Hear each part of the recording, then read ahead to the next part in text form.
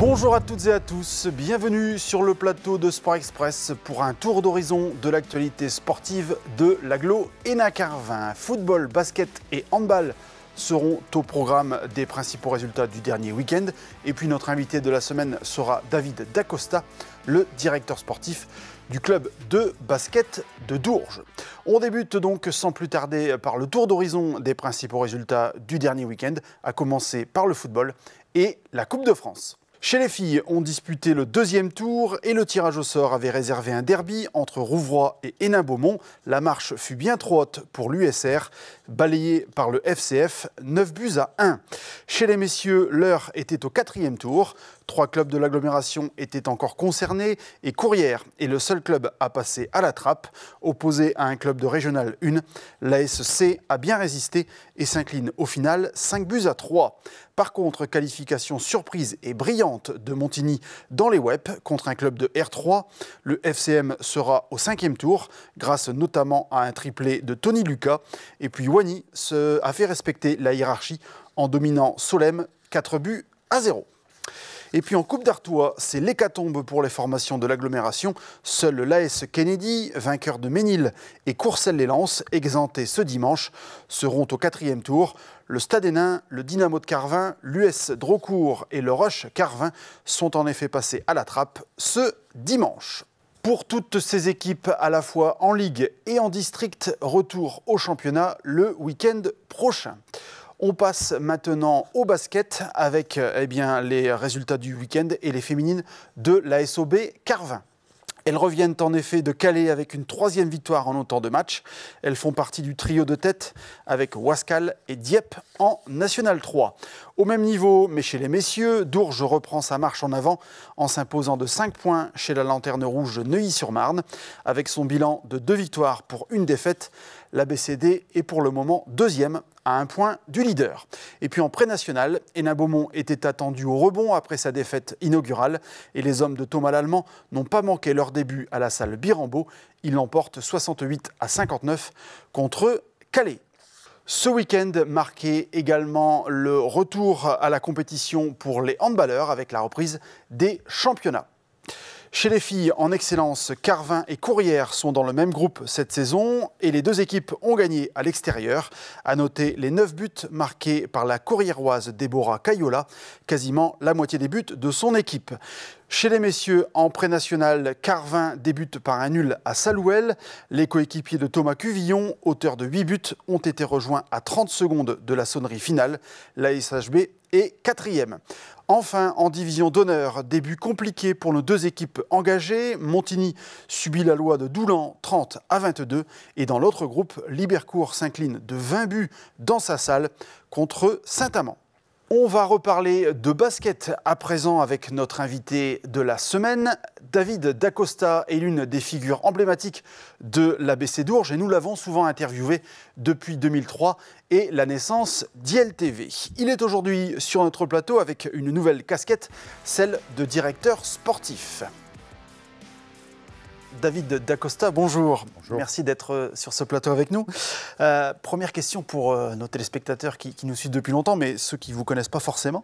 En quelle année êtes-vous arrivé à l'ABC Dourges et quels sont vos souvenirs de l'époque, du club de l'époque? Je suis arrivé en 1999, sur la 2e saison en National 3.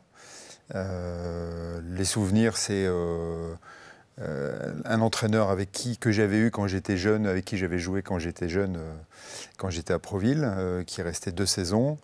Le président qui était déjà là et qui prenait déjà toute sa place et qui tenait le club déjà, qui avait réussi à faire monter son club en National 3. Et puis des années un peu difficiles au départ, hein, parce que petit club, et puis pour se maintenir, c'était difficile.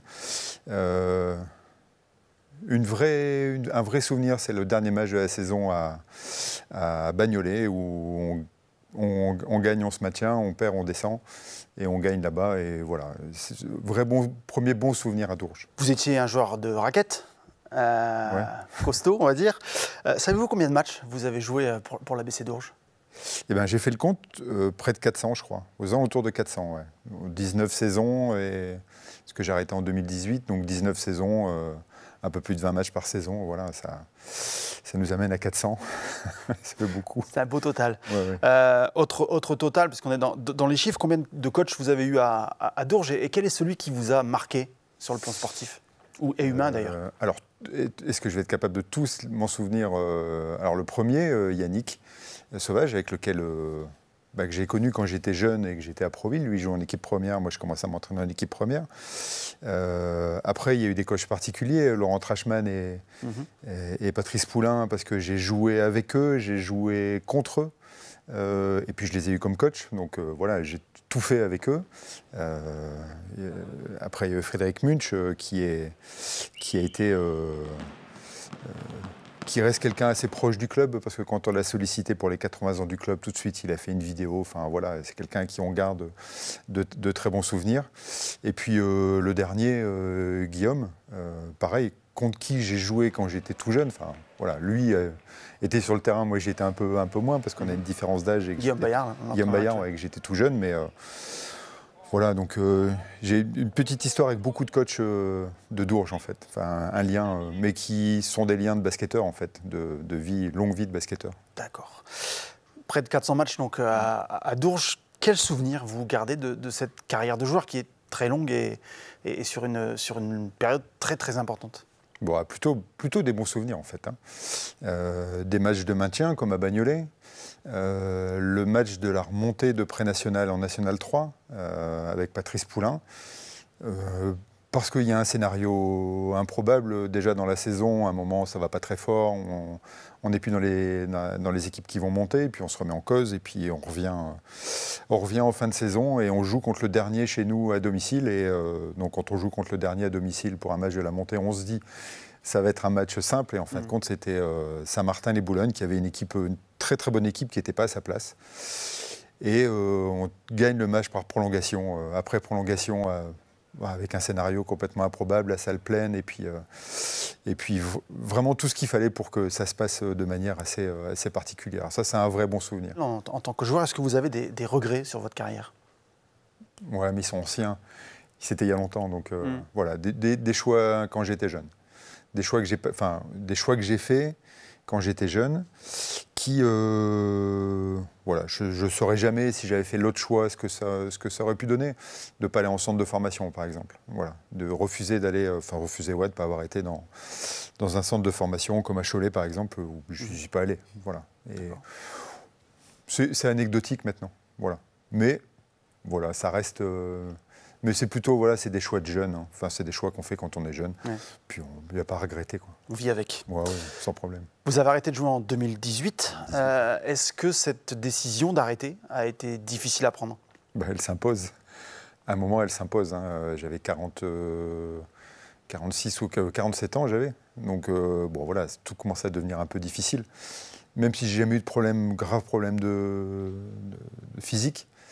Ça n'empêche que tout devient un peu difficile, et puis c'est difficile de prendre son sac parfois pour aller à l'entraînement dans la semaine, parce que voilà, il y a une vie de famille, et puis il y a un temps pour tout. Voilà. J'ai été content d'aller jouer 47 ans. Les 2 dernières saisons avec Guillaume, elles ont vraiment été bien, parce que quand il me mettait sur le terrain, je pense que c'était pas pour me faire plaisir. Voilà, c'est parce que ça a pu arriver pour me faire plaisir. Vous aviez un vrai rôle sportif à jouer. Mais surtout la première saison, quand il est arrivé, je pense que voilà, j'ai pris du plaisir. Et puis j'ai toujours réussi à prendre du plaisir quand j'étais sur le terrain. Et c'est pour ça que ça me manque encore maintenant. Hein, mais voilà, et puis j'y avais accepté. C'est ça qui est difficile parfois, c'est d'accepter que les choses, elles sont différentes. Quand on accepte que les choses, elles sont différentes, on peut jouer au basket longtemps. Voilà. Après, il faut pas essayer de s'accrocher à des choses qu'on peut plus faire. Voilà. Comment vous vivez maintenant, aujourd'hui, avec cette décision? Est-ce qu'aujourd'hui, c'est encore... Non, je ne regrette pas d'avoir arrêté. Parce qu'à un moment, il y a un décalage qui se fait. Voilà. Il y a un décalage qui se fait avec le basket actuel, avec les capacités physiques, avec plein de choses. Et puis, il y a un temps pour tout. Mais ça me manque. De courir après un ballon, ça me manque, ouais. D'accord. Alors, avant de parler de vos nouvelles attributions au sein du club, on va parler du club en général, et notamment de la manière dont la BCD a gardé le contact avec ses adhérents pendant la crise du Covid. Je vous propose de regarder un reportage signé Sébastien Zanchetta, et puis on se retrouve juste après. En ce samedi de février 2021, alors que les plus de 75 ans commencent à se faire vacciner en masse, la situation sanitaire du pays reste préoccupante. Pour autant, depuis quelques semaines déjà, les dirigeants du club de l'ABC d'Ourges ont mis en place pour leurs licenciés, et particulièrement pour les plus jeunes, 2 activités au cours de la semaine. L'une d'entre elles a lieu tous les samedis. Lors de ces rendez-vous, joueurs, parents et dirigeants se retrouvent pour une balade sur les terris du territoire, entrecoupée de challenges et de jeux sportifs. Un programme qui permet à chacun de renouer des liens et de se dépenser après de longs mois de confinement. En plus, en ce moment, on n'a pas trop de jeux sportifs. Même au collège, en ce moment, comme il fait froid, il n'y a plus de sport. J'aime bien, en plus, on revoit nos copains, on peut parler et tout, on peut échanger. Moi, je trouve ça vraiment très très bien. C'était innovant, que c'était des nouveaux jeux sportifs à chaque fois. Je trouve que le club il fait un vrai effort pour pouvoir garder le contact avec les joueurs. Avec ses 2 fils de 9 ans, David d'Herbécourt participe lui aussi à cette sortie.